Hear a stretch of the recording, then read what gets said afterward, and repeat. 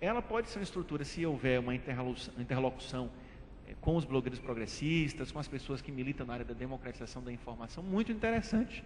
Porque depois que esses professores têm acesso a esses cursos, eles passam a participar do Moodle, passam a participar de fóruns de discussão, de chats, passam a participar de redes sociais, passam a ter relação com os alunos também utilizando essas novas tecnologias.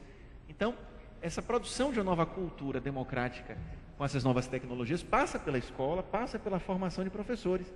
E se nós queremos encontrar aliados, eu quero sugerir a vocês que vocês tenham como aliados o ProInfo, o projeto Universidade Aberta do Brasil, o projeto da banda larga nas escolas.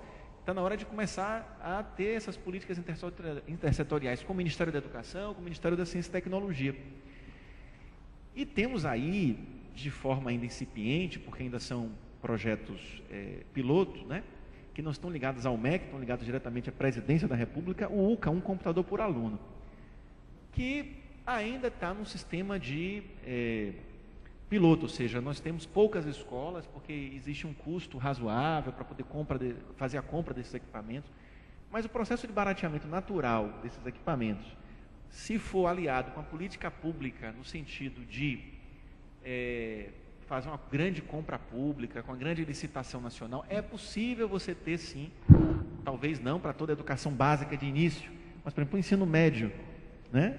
Porque a educação básica está 43 milhões de estudantes, porque você pega a creche, educação infantil, ensino fundamental, ensino médio, mas se você começar com o ensino médio, o Estado tem condição de adquirir, como o Uruguai adquiriu, né? A Dilma recentemente esteve lá no Uruguai, o Uruguai ele fez esse programa de dar um computador por aluno para todos os alunos da educação pública do Uruguai, e foi um programa que, vai dizer, tem alguns alunos que jogam fora o computador, mas eu prefiro que fique na mão do aluno do que ficar trancado na sala de aula, apodrecendo, porque a diretora é muito inteligente, não vai deixar o menino pegar para quebrar, né? Então nós temos aí, eu acho que essa infraestrutura do ProInfo, de um computador por aluno, da banda larga, do Proinfantil e da UAB, que eu acho que vale a pena nós termos como políticas públicas da área de educação, que são também de comunicação, são também de TICs, né? Esse é o primeiro ponto. O segundo ponto é que a educação nacional passa por uma série de transformações muito alvissareiras, muito positivas, e que vai ter nesse ano de 2011 um ponto muito alto, que é o PNE, o Plano Nacional de Educação. Até a Bahia teve uma audiência pública realizada na última quinta-feira, anteontem. Por que um ponto alto? Porque não é somente a culminância de uma série de políticas públicas que começaram em 2003, se aprofundaram em 2007 com o PDE, o Plano de Desenvolvimento da Educação, já no segundo governo Lula. Mas o PNE está já com a previsão muito audaciosa da utilização da maior parte dos recursos do fundo do pré-sal para a educação, para a ciência e tecnologia e para a cultura. Como eu não consigo pensar a educação desvinculada nem de ciência e tecnologia, nem de cultura, para mim são parte de uma mesma política, né? É errado nós deixarmos de pensar com uma mesma política, tem que se pensar com uma política transversal mesmo. Então nós temos condição efetiva de, a partir da aprovação do PNE, ter recursos adicionais para você chegar a cerca de 10% de gasto, ou de investimento, que é mais correto falar, investimento do PIB em educação. Hoje nós estamos na base de uns 4,5%. Começou no governo Lula com 2,5%. Já estamos em 4,5%, já existe uma grande revolução na educação. Mas outros países, como a Coreia do Sul, tiveram que investir durante grande período de sua história, 9%, 10% do seu PIB em educação. Então, nós estamos nesse processo de transformação. A tendência é que isso seja aprovado, a tendência, inclusive, de correlação de forças hoje no Brasil é para que nós tenhamos um grande investimento, e nós já temos políticas que vieram pavimentando o PNE. Eu cito o Fundeb, o Fundo Nacional de Manutenção da Educação Básica, que vem garantindo todos os anos um aporte de recursos, especialmente para os municípios do Nordeste, do Centro-Oeste e do Norte, muito considerável para a educação. A segunda política pública que já existe desde 2007 é o piso salarial, não, desde 2007 foi aprovado, mas foi tornado obrigatório em 2010, é o piso salarial nacional dos professores, que garante para o professor com magistério, não é com graduação, é com magistério, para ensino médio, hoje cerca de R$ 1.124 para 40 horas, quer dizer, quem tem graduação tem que ganhar mais. Então isso já está desencadeando no interior da Bahia, por exemplo, uma série de greves de professores, porque os gestores públicos não estão cumprindo esse piso, porque tem que ter o piso e além do piso tem que ter uma carreira docente. E há também o PAR, o Plano de Ações Articuladas. Então, e o PAR é um plano de ações articuladas, é um planejamento que cada município e o Estado fazem para o MEC, para o MEC financiar a construção e reforma de escola, 4 itens. Inovações curriculares, formação de professores e estabelecimento de sistemas de avaliação locais. Então, você pegar, né, essas 3 políticas públicas, o Fundeb, o Piso Salarial Nacional, que estabelece a necessidade também de ter um plano de carreira, e o PAR, Plano de Ações Articuladas, isso já vem pavimentando o caminho do PNE, né, que é o Plano Nacional de Educação. E esse Plano Nacional de Educação tem metas muito ousadas. Tem metas, por exemplo, de você ter a educação infantil de 4 e 5 anos, no prazo de 10 anos, chegando a 50% das crianças. Para 4, 5 anos você vai ter uma explosão de criação de creches e de escolas de educação infantil. Você tem também a meta de você universalizar o ensino médio, porque hoje somente 30% dos jovens de 15 a 18 anos estão no ensino médio. Em 10 anos você quer universalizar o ensino médio. E você também tem o objetivo de passar de 15% para 30% de jovens no ensino superior, jovem de 18 a 24 anos. Então são metas audaciosas, são metas claras, objetivas, diferentes daquelas metas, né, do plano de 2001, que terminou, um plano decenal, né, plano nacional, plano decenal, que não definia muito bem responsabilidades nem fonte de recurso. Agora o PNE estabelece responsabilidades, metas, objetivos e recursos alocados. Então, e também uma concepção de educação compreendida como educação integral, ou seja, educação que visa não somente preparar para o mercado de trabalho, mas visa também preparar para a ciência, para a cultura e para a cidadania. Isso que é importante, isso é uma ruptura radical em relação, falta ou já foi? Tá? Então, é uma ruptura muito grande em relação à concepção adestradora de educação. Ou seja, nós não queremos somente educação para o mercado de trabalho, para apertar parafuso, para preparar para ganhar dinheiro.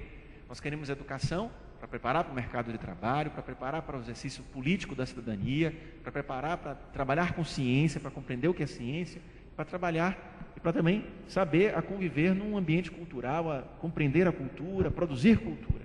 Então, esses pilares, né, da cultura, do trabalho, da ciência, da cidadania, são os pilares da concepção de educação no PNE. E o terceiro ponto que eu quero abordar, para concluir, eu vou ser objetivo, porque como não tenho transparência, a gente não pode ser muito longo, é a importância das TICs para poder se alcançar os objetivos do PNE. Ou seja, nós temos que compreender, se o Plano Nacional de Educação compreende a educação integral, a educação que é para o mercado de trabalho, que é para o exercício político da cidadania, para a cultura e para a ciência, as TICs são fundamentais porque nós devemos ter também a concepção da educação que não se dá somente a educação dentro da escola, certo? Dentro da escola nós temos uma parte da educação, mas não é toda a educação, é a parte da educação formal, aquela que é estabelecida em currículos formais, aprovados no Conselho Nacional de Educação, nas secretarias estaduais, nos conselhos estaduais de educação. Mas a educação se dá por toda a vida desde o momento que nós nascemos. Nós passamos até a educação informal e educação não formal. Educação informal com nossos pais. Nós aprendemos a falar, a nos comunicar numa educação informal. Aprendemos também nos movimentos sociais. As pessoas que estão aqui estão participando de um processo de educação não formal. Nós estamos aqui aprendendo e ensinando. Não é educação formal da escola, mas é educação.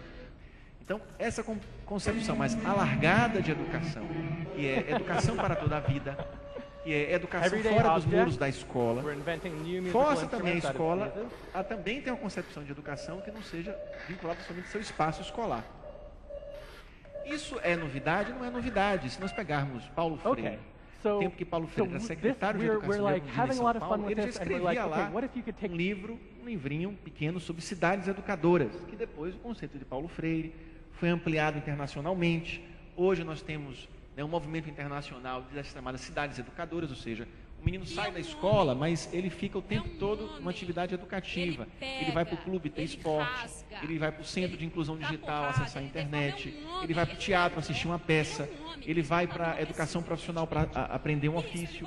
Então, o conceito de cidade educadora é um conceito onde tudo é educação. Ele vai para o museu para aprender, não é isso? Ele vai para um espetáculo de música. Então, a cidade tem que ter espaços educadores, que um deles é a escola. Os outros são o museu, o clube esportivo, a lan house, não é isso?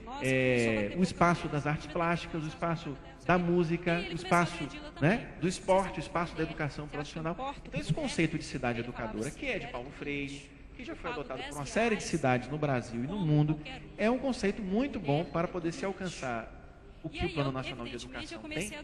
E aí, eu quero levantar a proposição de que nesse processo de regulação novo da internet, nós tenhamos o objetivo que essa regulação nova da internet coloque a internet com a função educativa. Ou seja, assim como nós discutimos a televisão, que a televisão não tem que ter uma função comercial, que a televisão tem que ter uma função educativa, eu acho que a televisão mesmo, eu entendo que a televisão tem que ter uma função educadora, educativa, não somente as que são televisões estatais, mas como são concessões de canais de televisão, né, que são públicos, estão na mão de empresas privadas por uma concessão, então elas não podem ser racistas, elas não podem ser homofóbicas, elas têm que ter uma função educadora, elas têm que ter uma função, né, de promoção da cidadania. Então a internet eu também compreendo que é um espaço público, mesmo que seja explorado, né, esse espaço público por empresas privadas, ela tem que ter também um aspecto educativo. Então, de que forma nós podemos ter a internet como espaço educativo e como obrigação desses provedores de internet de poder investir em educação, de criar espaço de formação para professores, espaço de formação para alunos, não somente do ponto de vista da banda larga nas escolas, que vai nesse sentido, ou seja, a banda larga tem que chegar nas escolas, mas também do ponto de vista pedagógico.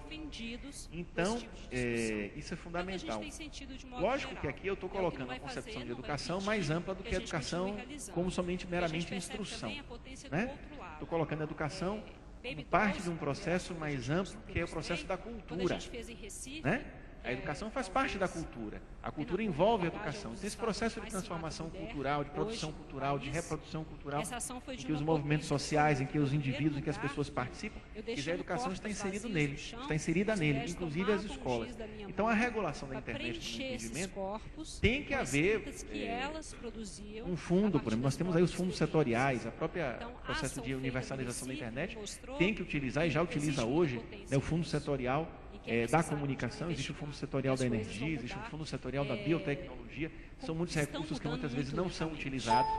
Eu diria que nós temos condição hoje de utilizar esse fundo setorial da comunicação para não somente implantar a internet nas escolas, mas ter também um espaço educativo, que faça formação de professores, formação dos alunos, que faça também a escola ser uma escola de tempo integral, de concepção integral, e que essas novas tecnologias possam contribuir para esses 4 pilares da educação, não somente para a educação do mercado de trabalho, mas também para a cultura, para a universalização do acesso à cultura, para o acesso à ciência, a compreensão dos métodos científicos, da história da ciência, e também para o exercício pleno da cidadania. Então, quando nós tivermos essa compreensão, e também a compreensão que as pessoas podem ser educadas não somente quando estão presencialmente em sala de aula. As crianças e os jovens, os adultos são educados o tempo todo. Elas são educadas no ônibus, quando acessam o seu iPad, elas são educadas quando viajam, quando acessam o seu net. Então, nós não precisamos da presença física das pessoas para fazer o processo educativo. Que nos proíbe de utilizar, fazer um evento hoje, por exemplo, na Praça da Estação, se você for pedir autorização, você não consegue. Você tem que pagar R$8.000. Permitindo então, o que a gente decidiu é que a gente não pede autorização. Ao senso crítico, a comparação de faz sem informação, ao confronto de ideias. Isso também é um processo educativo. Então, essa dimensão da educação, que não é exclusivamente presencial, que não é exclusivamente dentro dos muros da escola, que é também à distância, que é também fora dos muros da escola, que é a educação enquanto parte da cultura, independente do desejo ou do gosto do prefeito, de inserção que é isso que é outra coisa que eu observo. Nós temos que colocar isso e isso, evidentemente, tem os seus perigos, né? Ser presa, etc., mas, né, enfim, não é nada que vai matar nenhum de nós. Numa cidade como a nossa, em que o espaço público é um espaço privado, me parece que uma ação artística de ocupação desse espaço é extremamente importante. Hoje na escola do século XIX, de caráter jesuítico, que não utiliza as tecnologias, que é o que tem a pedagogia repressora, que tem a avaliação e objetiva basicamente a reprodução das desigualdades sociais. Sejam essas ocupações de cunho ativista ou não. Não no nosso caso, especificamente, somos, não pode abrir mão da inserção das novas enfim, tecnologias. Era isso. Eu queria basicamente relatar a experiência e abrir para que a gente possa partir daí discutir outras questões. Jogar na escola. É fácil, você dá lucro até para as empresas das quais você compra o computador. Parabéns, Ina. O trabalho seu é fundamental para a gente manter nossa admiração pelo ser humano. É trabalho fundamental e isso que sirva de motivação para que a gente possa verter algum produto desse trabalho para nossa atividade nas redes sociais. Então, eu queria colocar essa eu acho fundamental que a gente aprenda. Até vou devolver a palavra para a Nina, que ela possa ter um acréscimo a fazer, porque isso é fundamental. Isso é a vida real. O espelho que representa o mundo.